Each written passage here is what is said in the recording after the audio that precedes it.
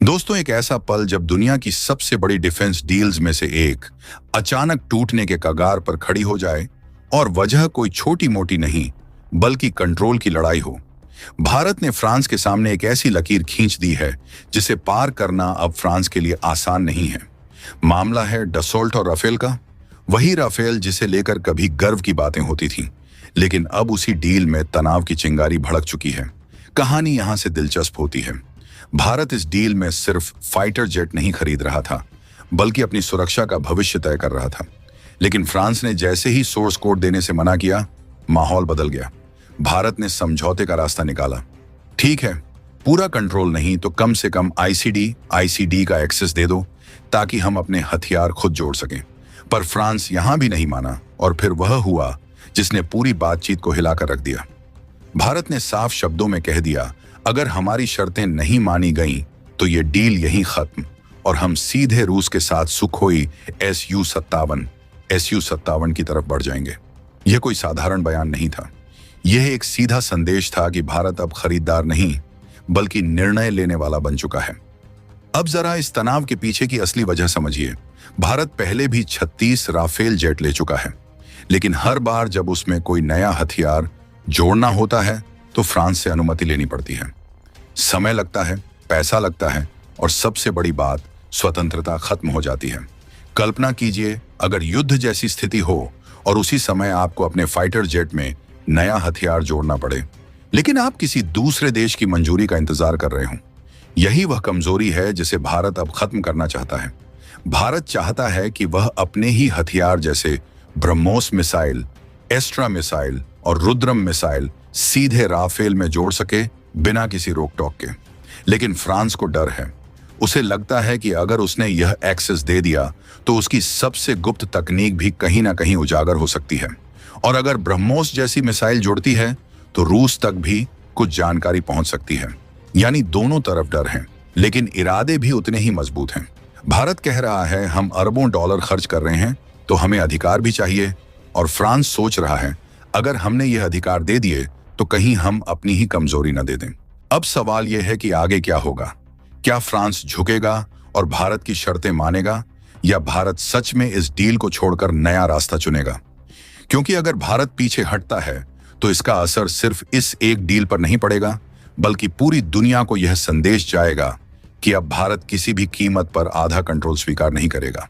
और यही वो मोड़ है जहां यह कहानी और भी खतरनाक हो जाती है, क्योंकि अगला फैसला सिर्फ एक समझौता नहीं होगा। यह तय करेगा कि आने वाले समय में भारत हथियार खरीदेगा या अपनी शर्तों पर दुनिया को जवाब देगा। दोस्तों, असली कहानी अभी शुरू हुई है, क्योंकि जो बाहर दिख रहा है वह सिर्फ एक डील का विवाद नहीं है। अंदर एक बहुत बड़ा गेम चल रहा है। भारत ने जो कदम उठाया है वह सिर्फ डसोल्ट और राफेल के लिए नहीं है। यह आने वाले हर डिफेंस सौदे का टेस्ट केस बन चुका है। भारत अब दुनिया को यह दिखाना चाहता है कि अगर कोई भी देश उसे अधूरा कंट्रोल देगा तो भारत पीछे हटने से नहीं डरेगा। लेकिन यहां एक छुपा हुआ ट्विस्ट है। भारत पूरी तरह से फ्रांस को छोड़ना भी नहीं चाहता। क्यों?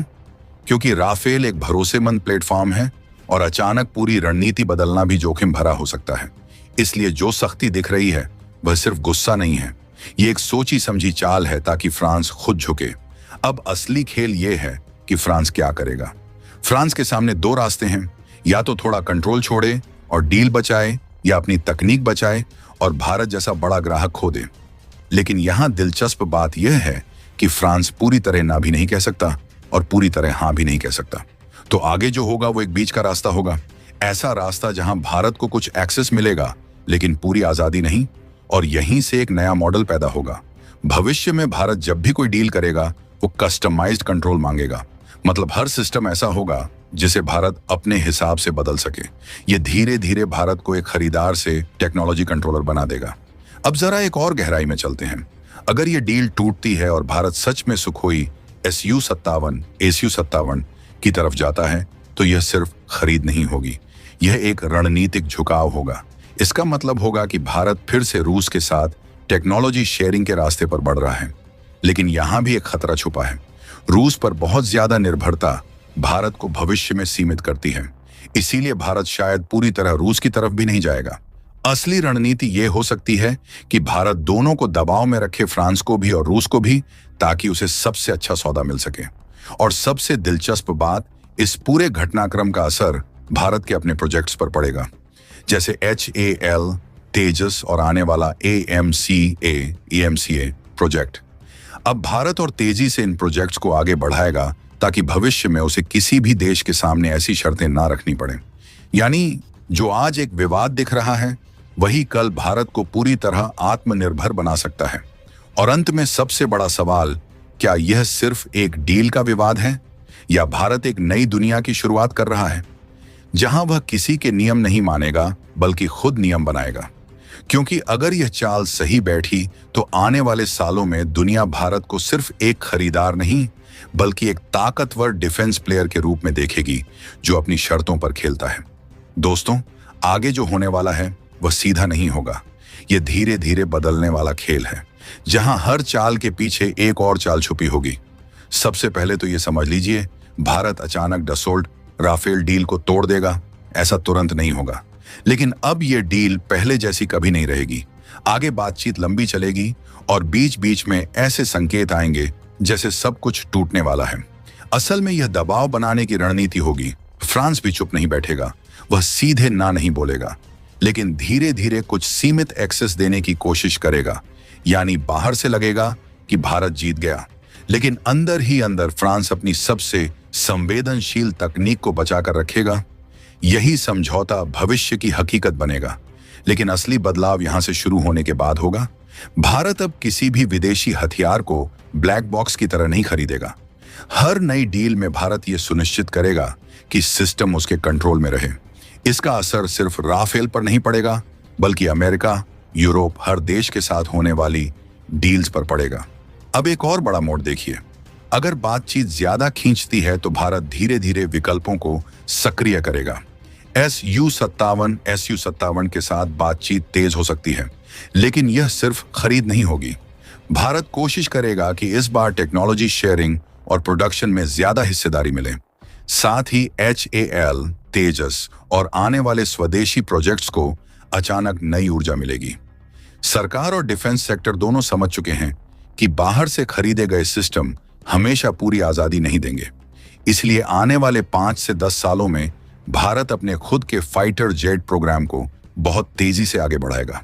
अब सबसे दिलचस्प भविष्य की तस्वीर, कुछ साल बाद दुनिया में एक नया ट्रेंड दिखेगा।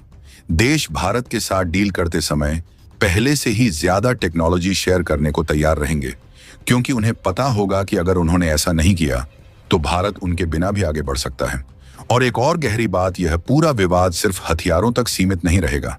भारत इसे एक नीति बना देगा, चाहे वह डिफेंस हो, टेक्नोलॉजी हो या कोई और सेक्टर। भारत अब हर जगह कंट्रोल और स्वतंत्रता को सबसे ऊपर रखेगा। लेकिन इसमें एक खतरा भी छुपा है। अगर बहुत ज्यादा सख्ती दिखाई गई तो कुछ देश भारत के साथ डील करने से हिचक सकते हैं। इसीलिए भारत को बहुत संतुलन बनाकर चलना होगा। ऐसी ही अच्छी खबरें देखने के लिए भारत एक्सिस चैनल को अभी सब्सक्राइब कर ले। मिलते हैं अगले वीडियो में। जय हिंद, जय भारत।